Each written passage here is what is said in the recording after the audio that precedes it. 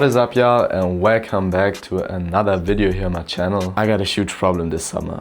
Literally since the day that I've started to be interested into fashion, I have only owned like 3 pair of shorts, which is 1 pair of denim shorts that I don't really like, and 2 colorways of these like suit pant shorts that also kind of don't really fit me. They're chill to wear at home, but I don't really like them for outfits as much. And this has been going on for like 2 or 3 summers already, and I'm literally cooked every summer. So this year I decided we have to make a change. I'm broke as fuck, so I can't buy a lot of shorts. And I found a really nice pattern that I kind of tweaked to my liking and modified, so it fits me perfectly. And I like it so much, I already made 2 pairs. And I thought for the 3rd one, why not make a YouTube video? We got these black ones.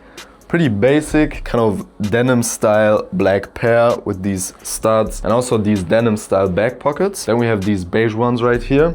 Also the same fit, of course. But to me, beige shorts like these give me kind of like outdoor vibes and safari vibes. And that's why I thought, why not switch up the pockets? And I went for these kind of like flap pockets essentially, and I think I also want to add some distressing to those. And for the last pair of shorts, at least for now, I got this kind of like gray flannel fabric, like this gray check plate kind of type pattern. And for those, I want to lean more into this like suit shorts aesthetic, which basically means instead of the denim style pockets, we're going for single welt pockets, and I might also add some studs where I see fit. And yeah, I mean, that's the plan. I'm actually heavily prepared for this sewing project. I literally cut out all of the pieces. I added some interfacing where I needed, and I also did kind of overlock or like zigzag stitch some of the edges. So we're fully prepared now, ready to lock the in. And in the first step, we're adding the pleats to the back panels as well as the single welt back pockets. Let's get into it. Let's get started. Let's go.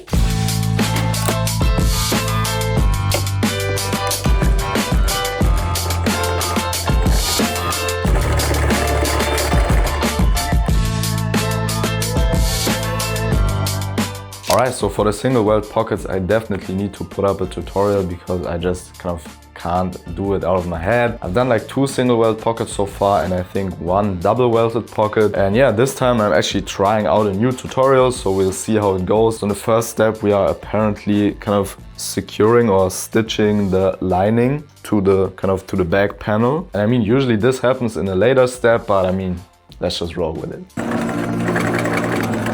So next up, we're apparently taking this kind of piece of fabric that I already prepared and kind of pre-folded, and we're going to open it back up, just like a piece of fabric with some interfacing. We're kind of just freestyle sewing it on top. Alright, and I think it's super important that we hit like the exact starting point here, kind of eyeballing it.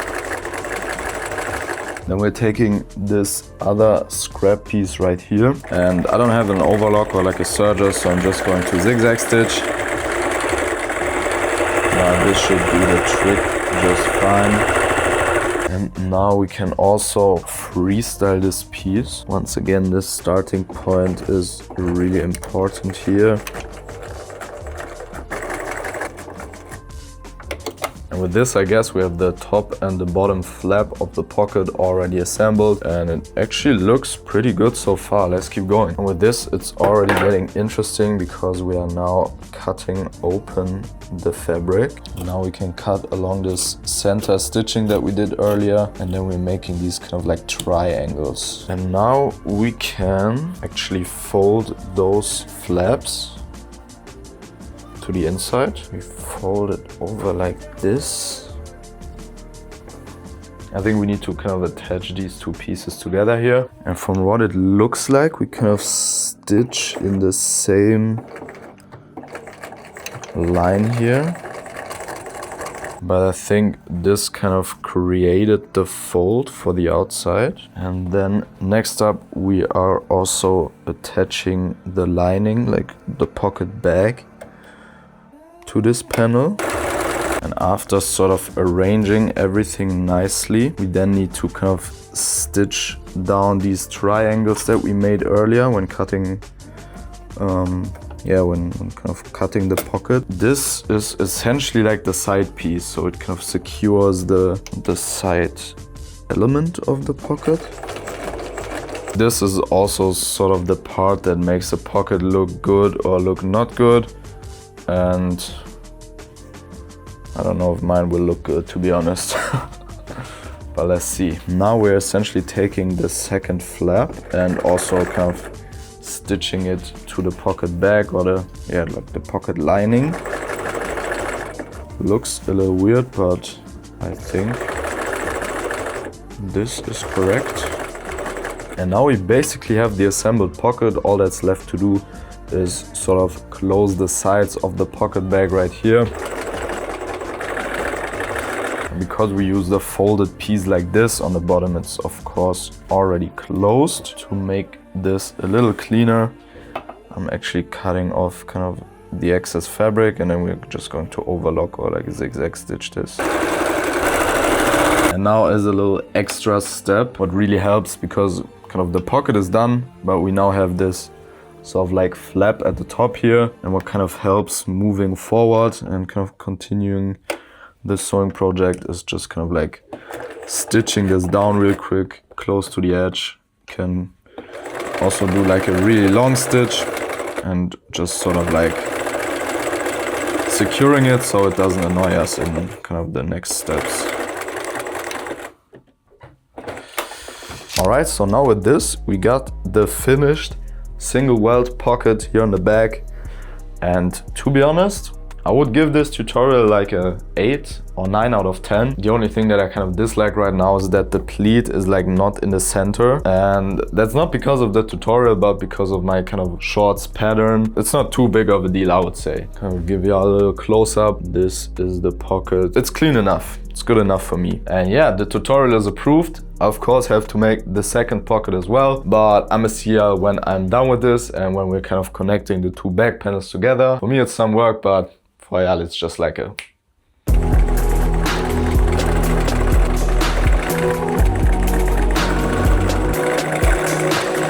The back panel is done. Pretty happy, pretty nice result. Pockets are really nice and deep, and I really mess with the white lining.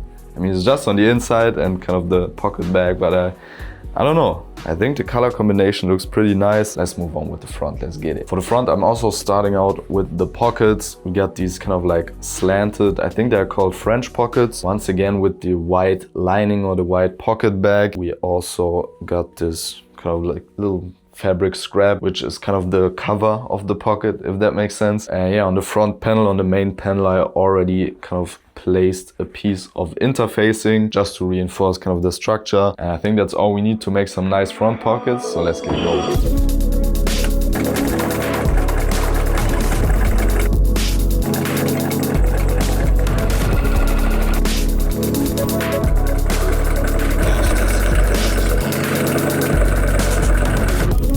Pockets are done. Super happy with how they came out. So clean. Literally, like, I don't have any issues with these pockets. And they are so satisfying to make as well. I don't know, really dope. So now the next step is of course to connect the two front panels, but I mean, we can't just sew them together like we did with the back panels. And this is where kind of the zipper comes into play. What we need is first up, of course, the zipper. I got this light gray one, kind of matching with the fabric. And then we need these two pieces, which one of them is like the shield and one is the fly guard. I don't know. And I don't care, to be honest. Let's just make it. Making a zipper is actually pretty easy once you get it down, and I have made so many at this point that I actually quite like the process. I start out by overlocking, or in my case zigzag stitching, the raw edges of my fly facing as well as my fly shield. I then attach the fly facing to the right side of the right front panel, and after it is attached, it is then folded over and ironed down twice so that it ends up on the wrong side of the fabric or on the inside of the pants. I then also top stitch close to the edge. Next up, I can already take the zipper and attach it to the fly facing. And what I like to do is start out with the zipper closed and then kind of open up the zipper once I'm halfway done. Depending on your needle position, this can be a little tricky, but it definitely helps with getting a straighter and cleaner finish. With this done, we can now do the top stitching that sort of attaches the fly facing to the front panel. And usually on jeans, this is done with 2 parallel stitching lines, but because this is more of like an elevated pair of suit shorts, I only go for 1 stitching line here. I then Then attach the other side of the zipper to the fly shield, and then attach the fly shield to the left side of the front panel, which kind of connects the whole piece together. And once I am at the bottom of the zipper, I kind of snip the seam allowance and fold it over and stitch it down. And this allows me to take the two seam allowances of the right and the left front panel and basically interlocking them with each other, and then finishing the whole seam with a top stitch, which then connects the curve of the two front panel pieces together. And last but not least, I'm also adding a little bar tape, which essentially connects the fly facing and the fly shield. And then we're already done. All right, we're done with the front panel. The zipper is really thick. It's like way too thick for kind of like a suit pant, but I don't know, we should be fine. So yeah, now before we kind of connect the front and the back panel, I want to add some studs. For the front, I need to set the studs when we're actually done with the whole pair. But for the back panel, it's kind of easier doing it now before we assemble them. I don't want to go crazy with the studs here. I mean, this is a rather quiet piece after all. Yeah, we're just going for like 2 studs on the pockets, like one on the left, one on the right, and on both pockets, and then also kind of 2 studs on the front pockets, and that's literally it for the piece. So first up, I got this hand press to make the actual hole. Then I have these tiny silver studs. They should be perfect for this colorway. And then I also got my big boy spring impact press to actually set the studs. With these 2 pieces. And the longer one goes from the top, and then we kind of stick the shorter one on top of them and then kind of press them down. And the pressing itself then happens with this spring impact press. There's basically a spring inside that you kind of charge up, and when you kind of pull the trigger, it kind of gives a huge impact, and this just saves a lot of time and power. And I have to keep it real with y'all, this machine is literally the MVP in my studio. And just like that, we got these 4 perfectly set studs. Absolutely amazing. All right, so to move on, we can now attach the front to the back panel. We got the inseam kind of in the middle, and then we got the 2 side seams on the left and the right. Really simple step, just kind of like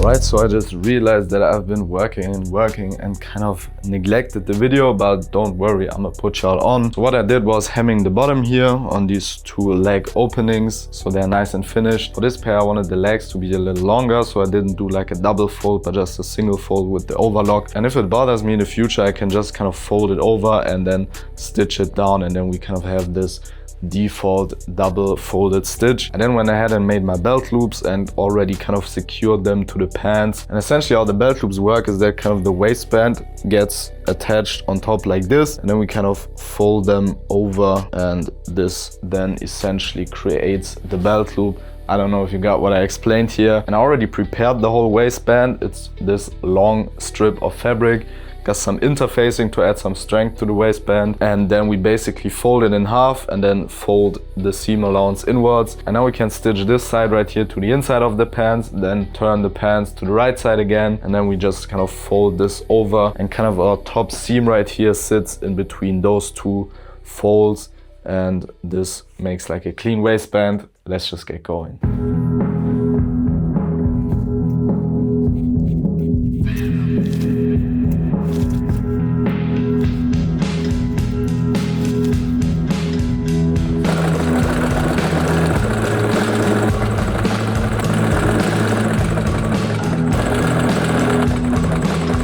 This now attached, we kind of need to prepare the endings here. It's a little complicated, and most of the time I actually have no idea what I'm doing myself. Kind of need to fold it over like this, I think. Bring this bottom one up, kind of just like draw the line, and now we basically just stitch this line right here and then kind of flip it inside out.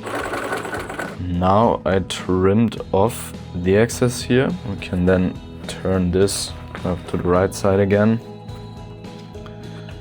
and use I like to use this kind of ruler like here to just push out the corners, push out the fabric. Now this kind of just goes in between here. But before we can actually get to stitching, we of course need to make the buttons. For a pair of jeans, you wouldn't need to because you can just do it afterwards. But because the buttons are kind of like on the inside, we need to do it now. And I think this side right here is going to have the hook. And then I'm kind of taking a needle where I want the button to be. Just transfer this real quick. Then I'm taking my seam ripper right here and ripping like a really tiny hole. Just enough so that we can get this kind of base plate through. Then I actually get this right. It hooks from this side, so we're placing it this way. Now we're taking this little plastic tool and I need a hammer.